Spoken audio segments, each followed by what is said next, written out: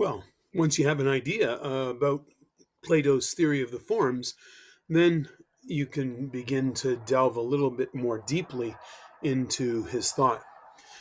One of the things that sort of caused early Christians to imagine that Plato had a resonance with their thinking was Plato's kind of eternal triad, sort of a parallel, kind of, sort of, maybe, to the Trinity.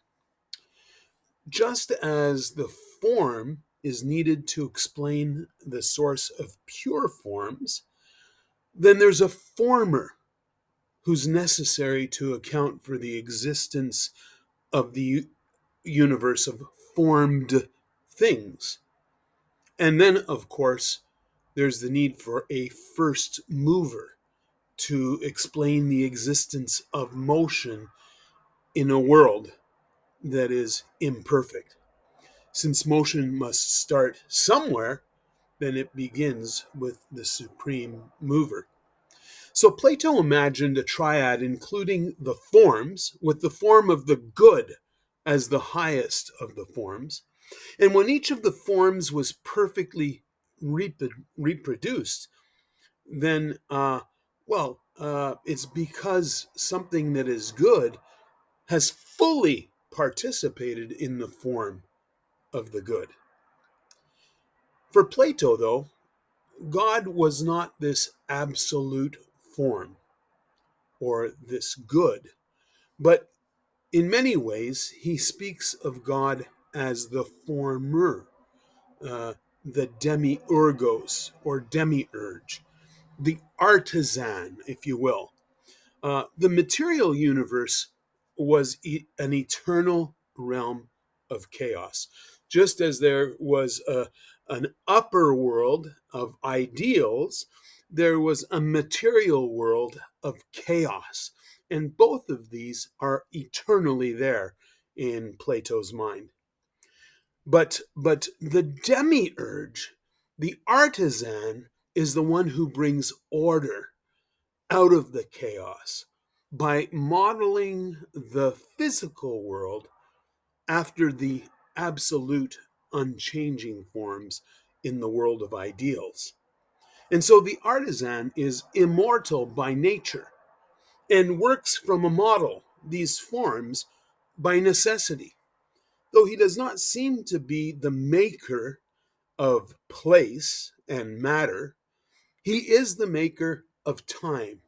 That is a moving image of eternity and of lower gods that are only immortal by his will. These gods represent immortal living creatures that are needed to have all sorts of other creatures in the cosmos. They are the makers of man as the host of a divine soul handed them by the artisan or the demiurgos. But you will also read at times of the cosmos as referred to as God, as endowed with a soul. And so there are a lot of confusing ideas here between the forms, the absolutes, the artisan, and then the prime mover. That's a concept that Aristotle really picks up on. But the idea is that in this world of absolutes, nothing changes. Perfection can't change. If it changes, then it must mean that it was either less perfect before the change or more perfect after the change. So there is no motion. Everything is static and absolutely ideal and perfect in the universe of the forms. But in this physical universe, there is motion, there is change. And where does that change come from? Well, kind of like a bunch of dominoes, there has to be someone who pushed the first domino, that pushed the second domino, that pushed the, you get it, right? The prime mover. And so the prime mover for Plato is also a kind of divine sort of an entity. Now, let's go on and contemplate absolutes. It's kind of related to the idea of these forms. For Plato, truth is objective and not merely subjective. There are absolute truths and there are moral absolutes. And so Plato argued, as do Orthodox Christians, that there are universals and essentials. And he defended what Orthodox Christians also defend, uh, namely that human beings have a spiritual dimension to their makeup that is immortal. There's a life beyond this physical life, a spiritual world beyond this physical world, to which people eventually go after death. And Plato postulated both heaven and hell. Our awareness of absolutes, goodness, truth, beauty, arises from the pre-existence of our souls. Plato believed that our souls existed at one time in this ideal realm. In eternity past, our souls beheld the absolute forms. And now in the material world, we recognize memories of them in the material sights that we behold. We can see injustices, for instance, as a departure from something called justice. We can see beauty as dimly reflected in the beauty that surrounds us in this physical world.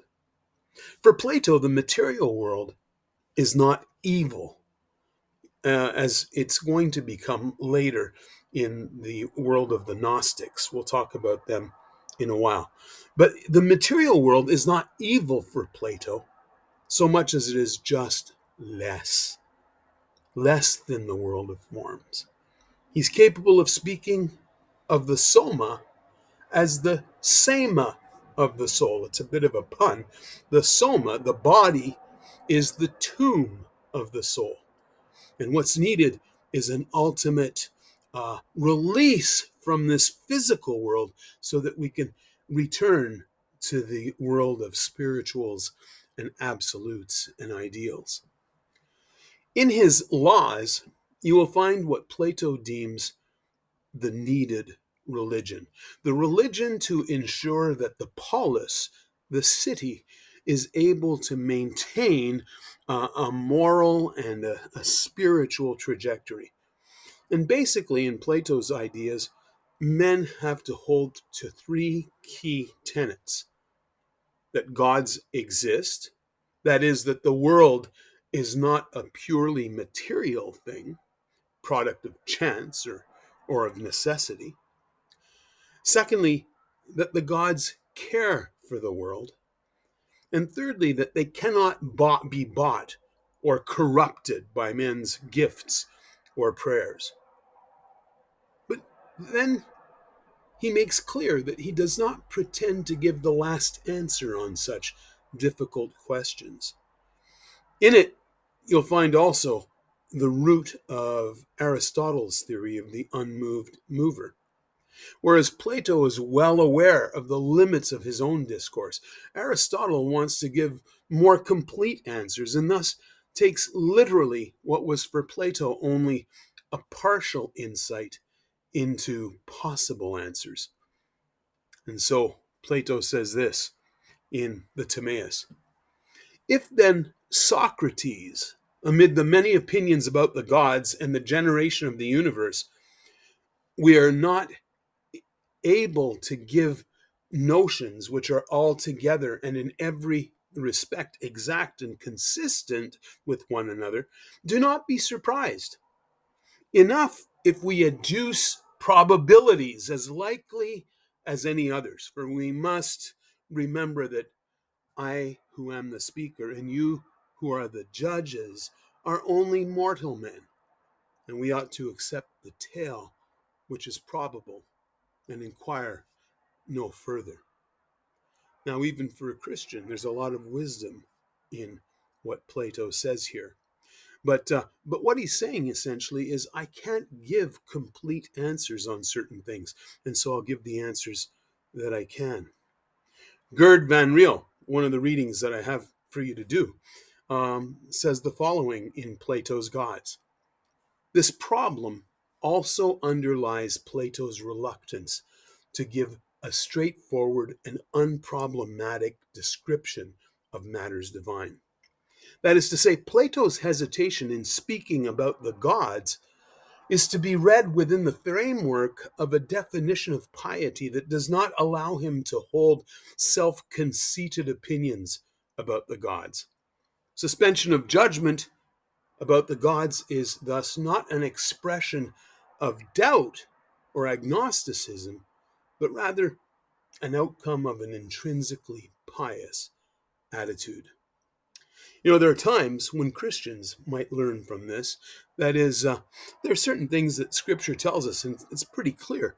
But sometimes we too would benefit from a certain modesty, a certain humility in our interpretations. Sometimes, you can learn from reading what others have said. I hope you learned something from Plato. We'll be back in another video to discuss his allegory of the cave.